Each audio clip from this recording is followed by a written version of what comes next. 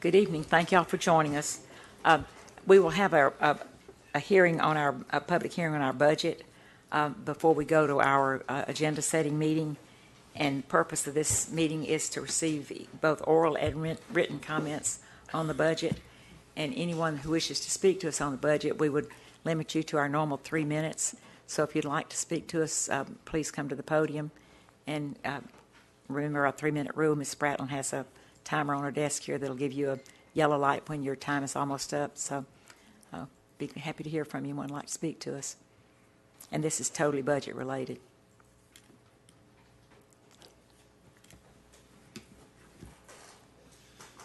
Good evening, Mayor and Commission. My name's Tim Denson, 290 Midway Road. First, I just want to say a thank you again to all the hard work that staff and the manager's office and the mayor has done in preparing this budget. As all of y'all know, Athens for Everyone has been pushing for a living wage for all employees since the fall. Arguments have been made for why this is so important. The fact that there's a moral obligation here that we believe, an economic obligation that will actually help encourage living wages across our community and other employers. And I think that this, at the least, has spurred an important conversation, which I know carried into the budget hearing, the budget discussions.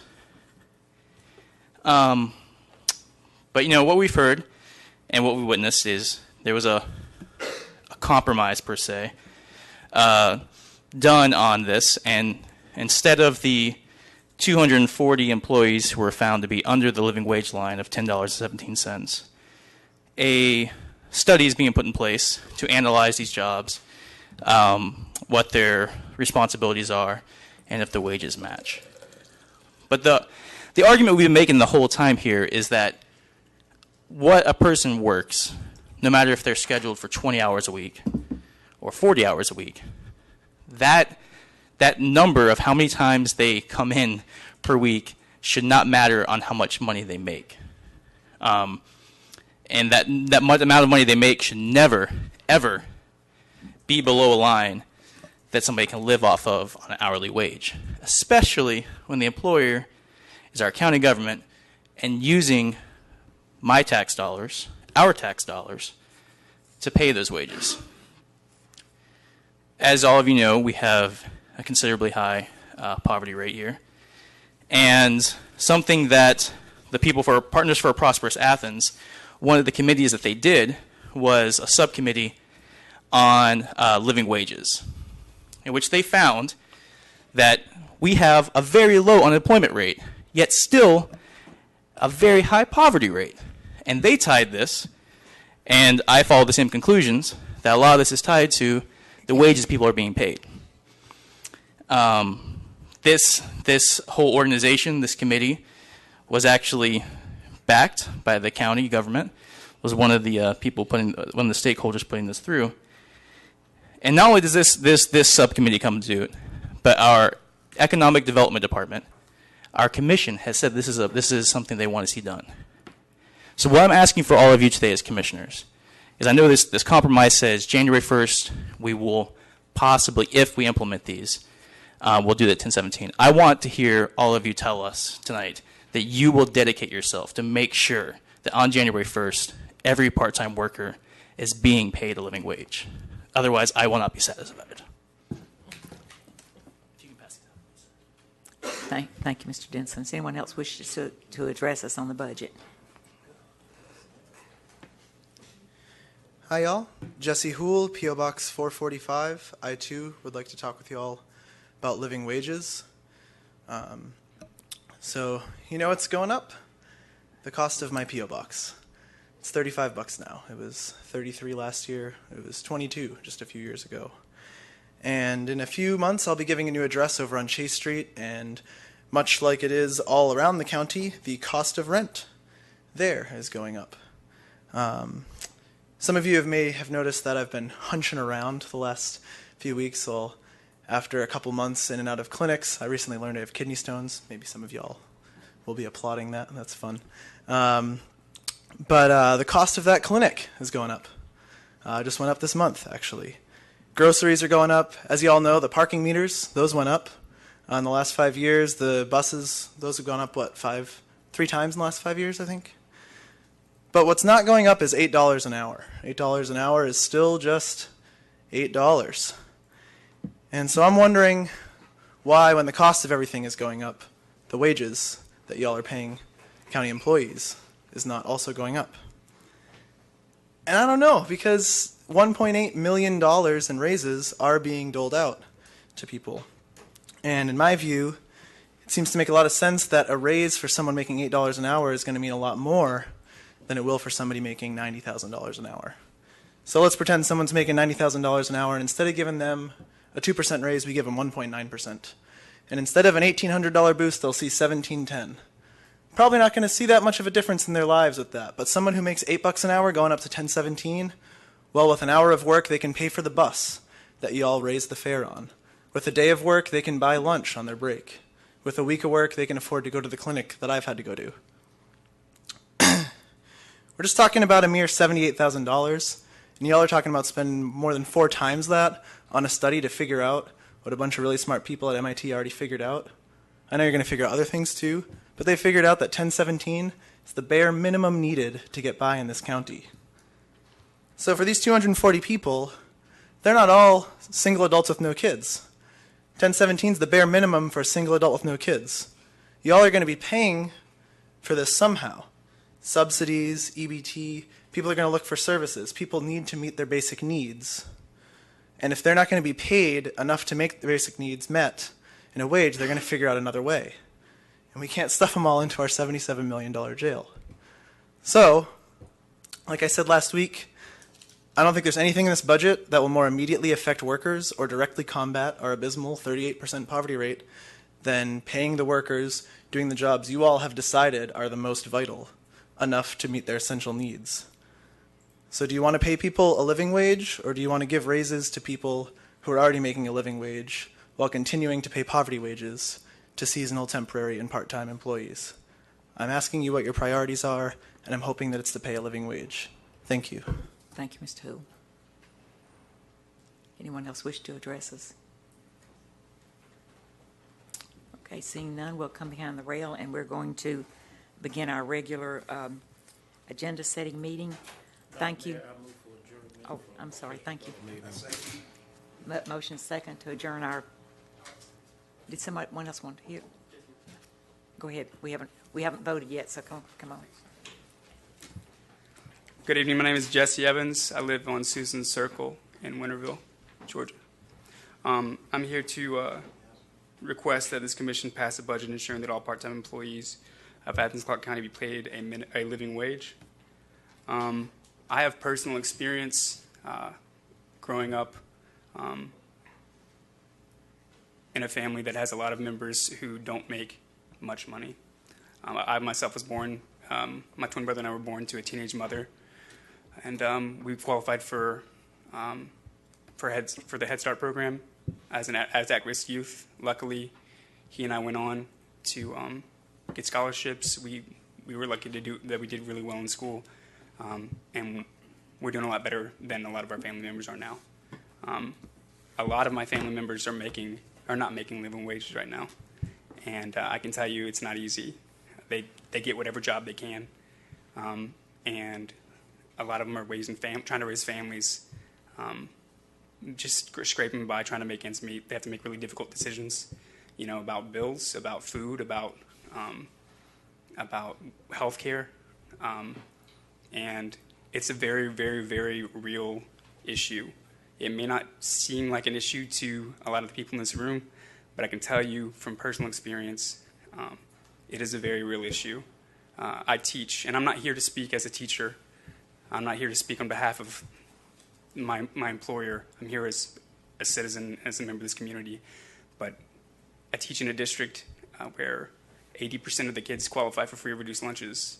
It's because their parents don't make enough money to pay for school food, right?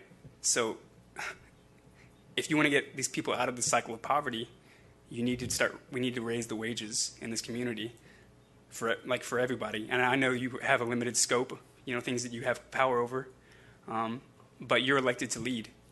this community, and I'm asking you to lead. So you should set the example and ensure that people have enough money to live and that their children can be taken care of.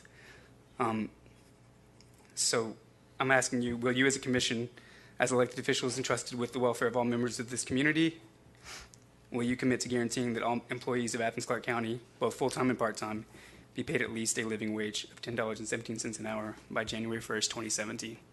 Thank you. Thank you, Mr. Evans. Don't want to miss anybody now.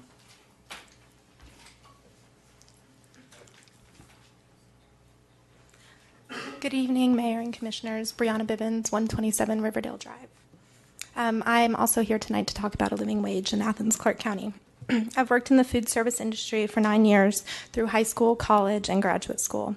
I know what it's like to work part-time for less than a living wage, and it is a struggle. As a recent graduate who's grown increasingly fond of the Athens community, I want to stay here, whether it is for part-time, temporary, or seasonal work. But it's increasingly disheartening and frankly insulting if I were to make anything less than a living wage. Athens-Clarke County government has a unique opportunity to set an example for the rest of the community, Georgia, and the South. So this evening I ask the Commission to pay all workers in Athens-Clarke County a living wage of $10.17 an hour. Thank you. Thank you, Ms. Evans. Have we gotten everybody that wished to speak to us? Okay, we'll come back now, and I guess we need to have another motion in a second. For adjournment for the special call meeting. A motion is second. All in favor? Aye. Okay, we will now commence with our agenda setting meeting, our normal monthly agenda setting meeting. Those of you that are here with us in person and those watching remotely, we appreciate your interest and your attention. If you'd like to have an agenda to follow along with us, there's some in the hall for those of you that are here to the right of the door on the table. For those watching from home, you can get an agenda through our website, athensclarkecounty.com. Please silence any electronic devices that you have with you here tonight. There'll be 2 opportunities for citizen input. The first one will be on our consent agenda, which are items 1 through 9, which have been recommended by the mayor, Mayor Pro Tem, and our leadership team. And then a second opportunity will be items 9 through 12, which are listed under old business. There'll be a public hearing on the Planning Commission recommendations at our June 7th meeting, but we don't accept input on those tonight.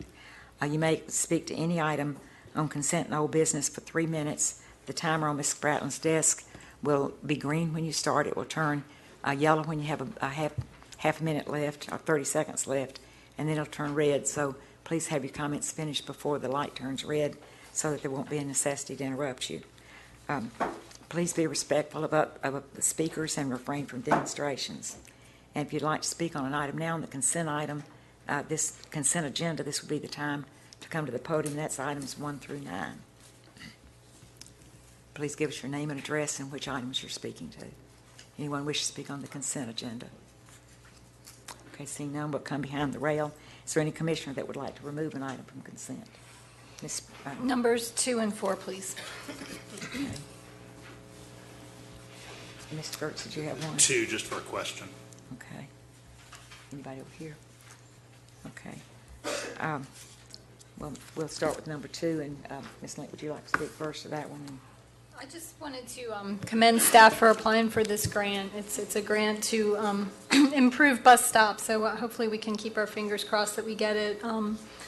Athens has been commended for our art bus stops, and it looks like there's a possibility that we could get more of those. And I know those stops have gone in areas where we have a lot of riders getting on and off those stops, and I hope that we can maybe use some of those improved stops to incentivize riders who might not typically take the bus, who possibly have other choices of transportation, but they might actually enjoy taking the bus more if they get to wait in an interesting bus stop. I know when the bus used to come down Boulevard, I sat on the edge of a muddy curb waiting for it. So if we can kind of spread our improved stops out around the community, hopefully we can encourage ridership. And we recently had a presentation of the transit study findings, and one of the things they talked about was encouraging new riders, and that was a really interesting study. I wasn't very surprised by a lot of the findings, but I hope that we can have some interesting conversations about how to implement some of those findings. Mr. Gertz. Thank you, Madam Mayor. I'm similarly interested in seeing this grant application go forward and very hopeful about our standing in receiving this grant. If we expended around $2.5 million on bus stops, given what I know in recent years we've paid, this looks like it would be somewhere north of 200 bus stops, give or take. I was curious about whether the department had a priority matrix for identifying those bus stops that would be sort of most efficacy to upgrade that are within our system. Yes, we have a bus stop criteria program that allows, and I think currently the criteria, I'm not totally clear, and I can get that for you, all of you in the interim, has to do with the passenger counts. But I do know there's been some discussion about our economic development, our corridors, like the Atlanta Highway and Lexington Road, to try to have ARC bus shelters in more high-profile, high-visibility spaces. And if that were the case, then the mayor might consider, recommending to GOC that those bus stop criteria be considered. I know Commissioner Harrod was going to speak with you about that, Mayor, to allow staff to make some recommendations and allow the mayor and commission to bring that forward. And we've got some time, we'll hear back from here, but there is a lot of potential with this grant. That's fantastic. I'm happy to see this stay on consent. Okay. And you asked about item number 4, Ms. Lane. Oh, yeah, number 4, the pool repairs. Does that, well, first of all, that project is not recommended for a public art element. Is there a particular reason why? Number 4. Commissioner, one of the things we started to look at before we put through the recommended repairs was adjusting some of the pool and its limits and its configuration and so forth. But really, at the end of the day, for cost and expense purposes, this project is really just piping and so forth. So really, it's not going to lend itself very well to any kind of public art project. That was my next question. Is this just piping, or are they actually redoing the pool? Yeah. If we were going to, adjust the boundaries of the pool, then that may have been a different type of conversation. But at the end of the day, we just wanted to make sure we were able to keep this open and adjust the piping and circulation and so forth. I was a certified pool manager once upon a time, so I kind of know what you're talking about. Are you? I'm okay with I'm consent? fine with that going on consent. Thank you. Thank you, Mr. Hill. Did you want to ask something? I do. It's not to do with any of those, but item number 5, I just realized that I might have a conflict of interest there because this is in my backyard. I think I'd like to ask it to be removed from the consent agenda and separately voted on so that I can recuse myself. Oh, okay. Thank you. We'll take that off consent agenda, Jenny. Anything else related to consent? Okay, otherwise, okay, we will now go to our old business, and if anyone would like to speak to one of those items, this is the time that you would speak to items 9 through 12. And again, give us your name and address, and remember our 3-minute rule. Anyone wish to speak? Okay, seeing none, we'll come behind the rail. Oh, okay. Mr. Denson. Not going to turn down an opportunity. Tim Denson, 290 Midway Road. I do want to speak to item 11 again, mainly on the way the public input has been structured for speaking on the adoption of the FY17 operating capital budgets.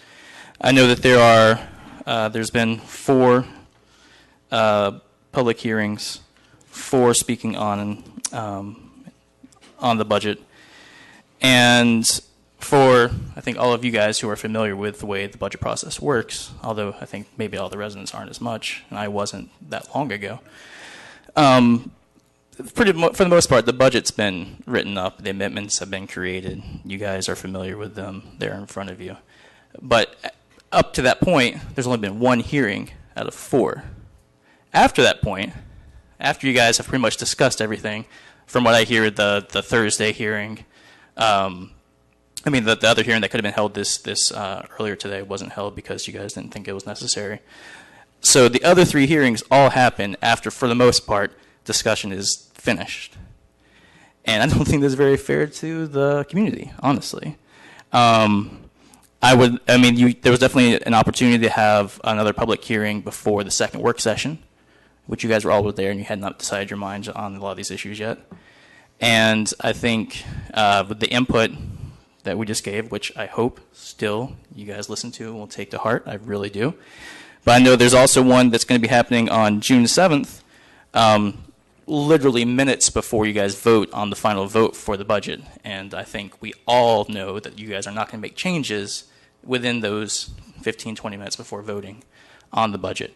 So I think it'd be good to the community and worthwhile to revisit how these hearings are put in. Also, to be completely honest, I find it very aggravating that two of them were put back to back, one at 6:45 and one at 7. Let's be honest, that's one hearing in which there's slightly different process held for the two of them. And I understand y'all's time is valuable, and I don't want to waste it. But like I said, there was a work session that was held in which all of y'all were there too, and many people were there, and very easily public input could have been taken there.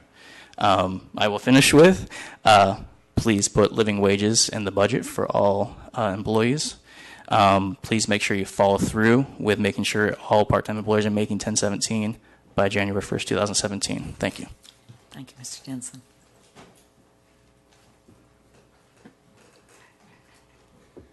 Hey, Drew Hooks, 915 North Chase Street. And I also just want to reiterate the need for living wages being put and adopted in this fiscal year 2017 budget. I know it's something, and I appreciate that you guys discussed this extensively at the last budget meeting that occurred last Thursday. I stayed for all of it, and it was a very enlightening conversation. And to kind of go back on what Tim was saying, I did feel it was frustrating that there were times that, during that meeting, there wasn't public input as well. I know that you have certain limitations, stuff like that, but I do think it would be better for the public if there were more opportunities for them to have input into our budget, because this does affect us. I also want to reiterate the importance of having living wages for all employees, part-time and including part-time and seasonal. I know that you guys have discussed categorizing those who are part-time year-round, and then making sure that they're put into the category that you have for all their employees, and then addressing the wage issue with them. And I want to make sure that when you do address that wage issue, that all those people are getting paid at least $10.17 an hour. And on top of that, I highly encourage you to, pay respect to the seasonal employees who are working for you. And I understand that you have issues with compression that you want to deal with. Those could probably easily be taken care of. They don't need a massive study. I know that study is needed for other positions in the pay scale, but maybe for these lower positions, you could pretty easily take care of that. And I highly encourage you to heed the will of the people, the over 650 signatures we had on the petition that asked for living wages to be paid to all employees, and do what's right for these employees and give them a living wage. Thank you. Thank you, Mr. Hooks. Anyone else wish to speak to us? Hey, y'all. Still Jesse Hool, still P.O. Box 445. So I also wanted to speak to item 11, get a little wonkier for a minute here, just to talk about, and perhaps I misunderstood the wording, but from what I understand, the wording as it is right now, it does say if people are to be paid by January 1st rather than when or shall or whatever would be more binding. And I've seen non-binding language in the past, unfortunately, turn into something not happening. So I would like to reiterate the ask that you all commit to making that happen on January 1st on the record tonight, and or changing the language of the way that's written in the current budget amendment. I also think it's really important to not exclude seasonal and temporary workers. Again, I may be misunderstanding how this is written, but right now the way it's written to talk about part-time seems to leave those people out or potentially out, especially because they were in Mr. Herod's initial CDO that this is all kind of derivative of from months ago. And so if it was explicitly laid out there, I think it would be important to include it here. Certainly, if it's not important for legal reasons to include on the document, I think it would be important for some of y'all behind the rail to commit on the record to saying that those people will be included in a living wage floor. And I think this all speaks to the last thing I wanted to mention, which is that as far as I understand it, there is no monies allocated this time around for cameras or any kind of recording equipment in the Doherty Street building, which to me speaks to an issue of transparency. It's hard for us to be informed when we can't get a record of the discussion except by asking and then getting hearsay. And I really commend Drew over here taking his time off from his 3 jobs to sit through y'all's long meeting. I really like the hippie shirt, by the way. This is a work shirt, though. Those jobs, you can set an example for those jobs by paying those people a living wage. But also, I really think it's important that things that you all do, especially things of this magnitude, are kept on the record. And right now, I think there's a real gap there, and that's an easily solvable one. So I'm assuming it's too late to incorporate it into this year's budget, but I'm going to keep mentioning whenever I think it's appropriate, because I think it's always appropriate that the public be able to know what y'all are talking about and to have a record. It seems like a very easy fix to put in devices to keep a record at the Doherty Street building. Thank you very much. Thank you, Ms. Toole. Anyone else wish to speak with us? Okay, we'll come behind the rail, and we'll go to item number 9. If any commissioner would like to discuss that. Yes, Mr. Gertz. Thank you, Madam Mayor. I appreciate it.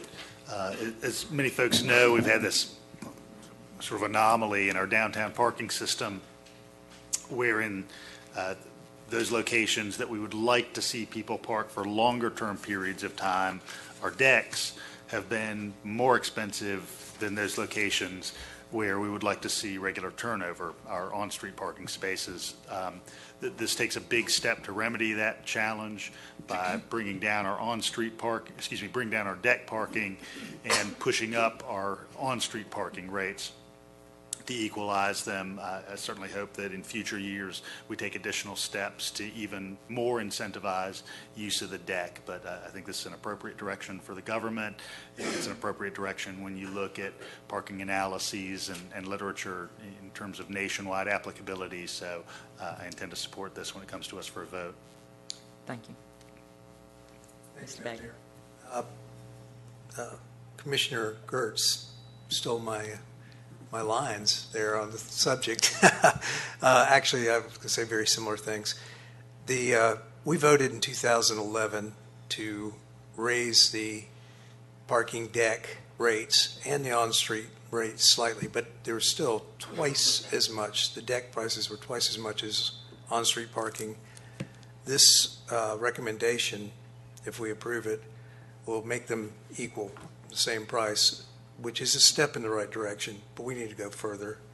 As Commissioner Gertz stated, you want to have the parking that turns over quickly, that you want to turn over quickly, be more expensive, and hopefully drive people to the less expensive, longer-term parking in the deck. That's the way it works in any well-run city that's got parking decks and on-street parking. And like I said, this is a step in the right direction, but I think we need to go further.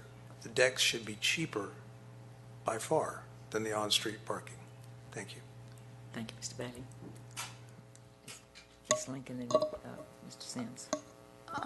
We're about to get meters on Doherty Street now that we've striped in parking spots on Doherty Street, and I'm hoping that we can initiate a conversation about perhaps a different rate or some different tiers of parking. I know in a lot of cities they charge premium price for on-street parking in premium areas, and as you get towards that kind of tangential areas of the inner city, the rates go down. So I'm hoping we can initiate a conversation about that, or at the very least allowing, slightly extended times. I was at an event just a couple weeks ago, and it was a film screening with an event beforehand, and a whole bunch of people had to run out and pump their meters before the discussion after the film because they went over that 2-hour period. And this is, on the edge of town where we are starting to see the town grow. The decks are actually out of the way for some of our attractions. So I'm hoping that when the time comes, we can initiate that conversation. Thank you, Ms. Lincoln. I will tell you, as a member of the ADDA, Downtown Development Authority. It's something that they're constantly working with to try to find better solutions and better formulas, and those kind of things have been discussed, and I'm sure we'll continue to. Maybe one day we'll get it perfect. So, Mr. Sims.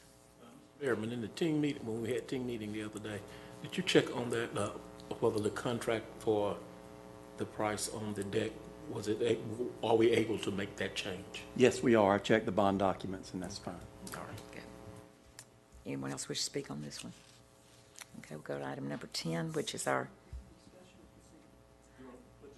Consent. Is everybody okay on consent? Okay. Yes, ma'am. Thank you. Our item number 10 is our downtown parking expenditure budget. Would anyone like to discuss that one? Are y'all happy for it to go on consent? Okay, good. Consent, Jean. And then 17 is our operating and capital budgets and establishment of the property tax rates. Would anyone like to discuss that, Mr. Neesmith? I'll start with an apology, and that is that I wasn't watching the Greenway Commission budget well, and see that they had asked for $11,000 and the recommendation is for $5,500. The economics of the Greenway Commission have changed because they're spending down the reserve that they had. They had a $7,400 reserve at the beginning of FY16, and we'll finish this year with a reserve of less than $2,000, about $1,900. So this will be a serious shortfall in their cash. And as you saw, they've been managing their money very well. They, for example, this year gave the leisure services $4,000 for a project of mapping 1935 through now old forests, so we can see, for example, the changes that are happening in our forests. They have given money to leisure services for training and trail making. They've given scholarships to people to go to learn different trail making capabilities and so forth. So they're spending their money very wisely and very effectively. So I would like for you guys to consider adding $2,500 to the Greenway Commission budget. Anyone else wish to speak to this item? Ms. Link? I'd like to speak to the living wage item. We are increasing our budget by $1.8 million to give a 2% across the board raise to all our full-time year-round employees, which means that some of our highest paid employees will be taking home an extra $2,000, $3,000, close to $4,000 a year, while our lowest paid employees will maybe take home an extra $30 or $40 a month. I just have a really hard time justifying that raise across the board, benefiting our highest paid employees who need it the least, while we're not making a commitment to do the right thing right now, and at the very, very least pay our year-round part-time employees a living wage. I know that we've had some estimates on the cost, how much it would cost to pay all our employees, and it comes out around $78,000, and we seem to be concerned with that cost, and the idea that by bumping up those salaries, we would have people at lower tiers making the same or higher wages than people who are considered more skilled. And I can understand the need for a study. $250,000 seems like a lot of money for a study. We seem really willing to commit that kind of money when we don't seem ready to commit to, at the very least, getting those folks who work for us year-round up to at least a living wage. The median income in Athens-Clarke County, the median household income in Athens-Clarke County hovers around $34,000, which it's tough to make ends meet on that. And I'm someone who's worked for below a living wage for much of my adult life, so I know it's tough. Our property taxes are going up, and if you rent, that means that cost is getting bumped down to you. I know that my property taxes have gone up about 22% just in the past 3 years. It's harder and harder to make ends meet in Athens-Clarke County. We used to be a bastion of affordable living, and that's not the case anymore. I know people living in Atlanta who are able to find cheaper homes in better locations and higher paying jobs. And we are losing folks. You know, we are losing folks because the better paying job opportunities are elsewhere, and there's no longer the low cost of living that we used to be known for. With our obscene poverty rate, this is simply the right thing to do. I mean, it's the right thing to do for everyone in the county, but the state won't let us do that, but at least for our own workers. But at the very, very least, we can start with doing the right thing right now for those folks who work for us year-round. And I would like to urge us to please accommodate them as soon as possible, immediately, at the beginning of the fiscal year. Thanks, Ms. Lane. Anyone else wish to speak to the budget? Mr. Thank you, Gertz, ma'am. and then we'll get to you, Ms. Thank you, Madam Mayor. I want to address a handful of budget-related items that we seem poised to move forward with in this coming fiscal year that I'm excited about. And then I'll spend a couple of minutes talking about the wage question. In this coming fiscal year, we have embedded in our budget funds allocated for an additional position in the Public Information Office. I'm excited about that. I think we do have some steps forward to take in terms of availability of public information to the citizenry. I certainly would very much like to see all of our mayor and commission meetings, both committee meetings and the work sessions, more available to the public. And I hope through this additional position, we'll have the staffing and eventually the mechanisms to make that happen most effectively. Similarly, just be able to have the documents available in their entirety that many of us as commissioners have available to us through email and through the mechanisms that we have. We also, I think, are rightfully funding supplements for DFACS employees. These are high stress and relatively low wage positions, particularly for positions that in many cases require professionals to have master's degrees. And I hope that helps us retain those employees, and by retaining them, do their job more effectively in a way that will benefit the community. So I'm very happy about that. I appreciate very much the mayor embedding the nurse position for the health department in our budget. I think that's going to extend the quality of the work at the health department, and emphasize something we've already been doing well for over 20 years as a community in bringing down the teen pregnancy rate. On the matter of the budget, certainly I benefit ever more when I have more information, and I've, as a commissioner, received more information over the last couple of weeks about the nature of some of the positions that we've not been paying a living wage to, which I have a personal commitment to do as a policymaker, as somebody who bears responsibility collectively with this body to spend people's tax dollars. At least one of the new pieces of information to me is that we'd had a number of ongoing year-round part-time positions that were not on our standard employee grid, where we evaluate the knowledge and the skills and the experience that we expect people to have when they move into positions. Essentially what had happened over time is, as there were dollars in the budget, departments recognized, well, you know, we need some additional staffing for activity X or in position Y, and so they'd create these new sort of offline positions. And so unfortunately that's put us in this position of having these 99 year-round employees who are not being paid in the same kind of way that many of our full-time and in fact many of our part-time employees are paid. So for example, a person who works 15 or 20 hours a week as a bus driver for Athens Transit is paid proportionately what a full-time driver would be paid on an hour-by-hour basis. Yet we've got these bailiff positions and some others that are in this sort of offline lump that I had no idea existed. And so I'm glad to know that. But of course, knowing that means that we have to move forward in an effective way. And I think an effective way to move forward is to actually pay those people for the skills and knowledge they have in a way that rises them above the living wage threshold that we've talked about again and again. Because when you look at our full-time employee pool, and again those part-timers who are paid on the full-time wage, we don't have anybody making less than about $24,000 in this county as a county employee, and very few of those. So what the manager's done is put together about a 6-month work plan to make sure that we can embed those 99 employees in our standard matrix of pay. And I have personal commitment to making sure that those people are paid a living wage by January 1st, essentially mid-fiscal year.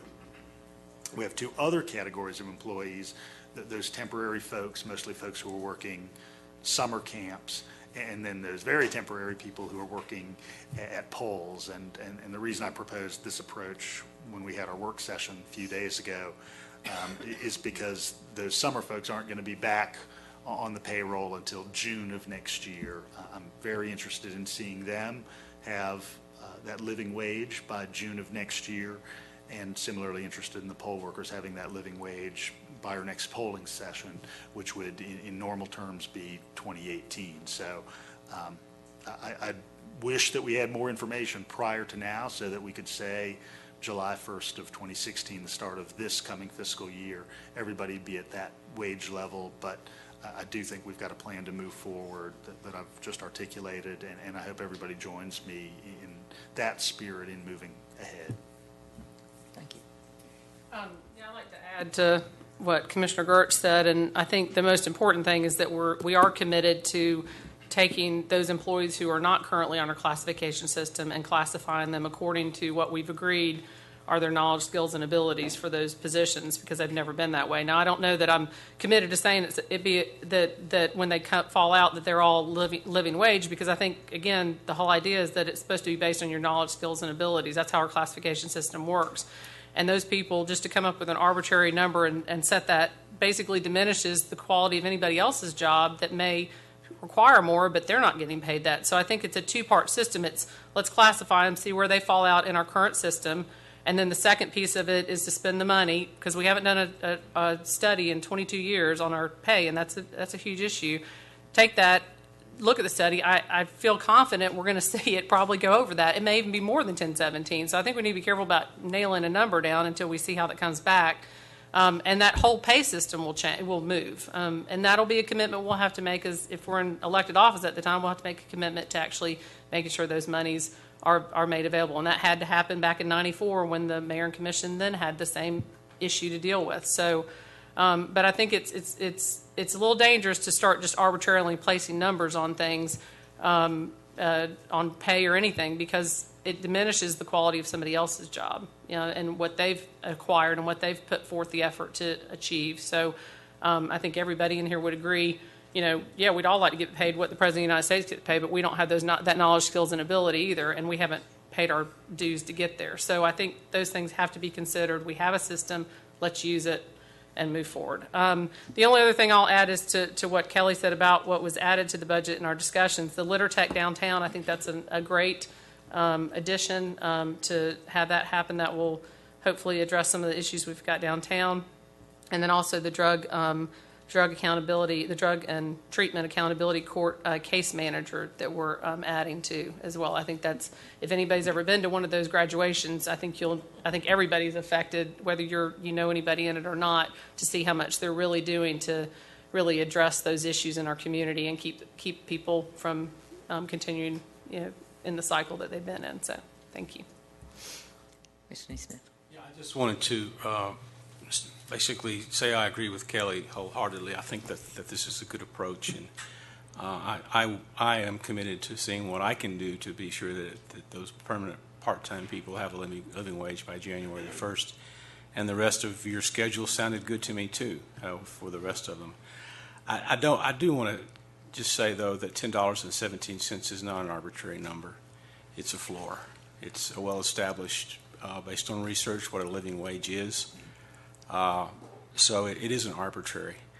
And I do understand that we need to be able to adjust payment around skills. I understand that, but $10.17, if they're working for us, that's what they should get paid. Thank you. Thank you. Anyone else wish to speak? Okay, well, we'll move on to the next item, which is award of a purchase contract for a track-type tractor for the landfill. That's hard to say. I'd like to hear everybody say that fast 2 or 3 times. Would anybody like to speak to that? Ms. Link. I'll address some of the comments that the gentleman made earlier about the recycling, the cost of our recycled materials going down. And I know the landfill's facing some challenges because of those buyback prices going down. And I know one of our goals and objectives for this year is a plastic bag or styrofoam fee, and I feel like that's something we need to pursue sooner rather than later to kind of get that budget back on track. And you know, it's something that's being done across the nation. New York City just implemented a bag fee a couple weeks ago. So those might be some of the places where we can make up some of that shortfall. I mean, we are looking at expanding the landfill, which is something we don't want to have to do.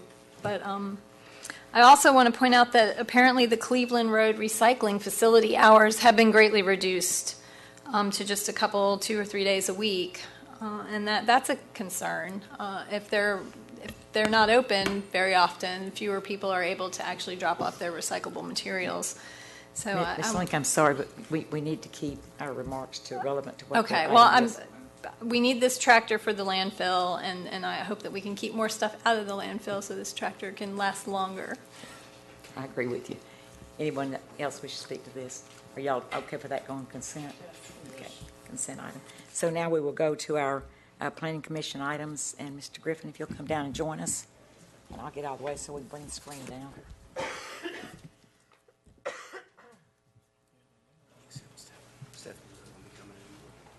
Mayor needs to come down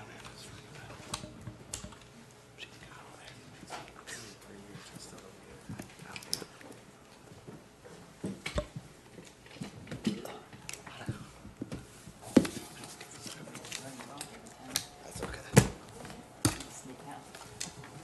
We'll never know.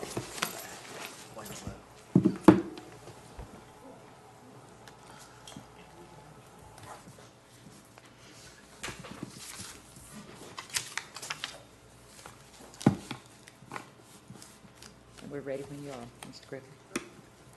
Two for you this evening. First is a special use permit requested at 580 East Broad Street, specifically for one additional ground floor dwelling unit within the building. No change to the future development map required, and with all of your special use permits, if approved, your report, site plan, and the elevations you have in your packet become binding at that point for that use.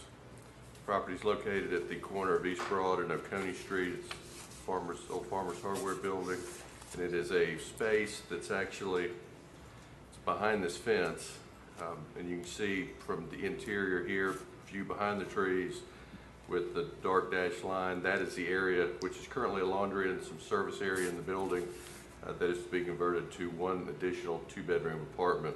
Because it's considered on the ground floor of the building as it relates to Oconee, it's a special use, and therefore that's why you're seeing it this evening. There's the elevation, there's a modification of a window and a door. Both have been approved already by the Preservation Commission. And the Planning Commission recommendation to you is to approve. Blaine, we're seeing, or what I've got here, I've got a color photo of it. Looks like a patio type area, and then a decorative metal fence. Is all of that a part of that requirement? It's not part of the requirement. That's all currently existing that's on the inside of this this wooden fence. Oh, the metal fence is already there?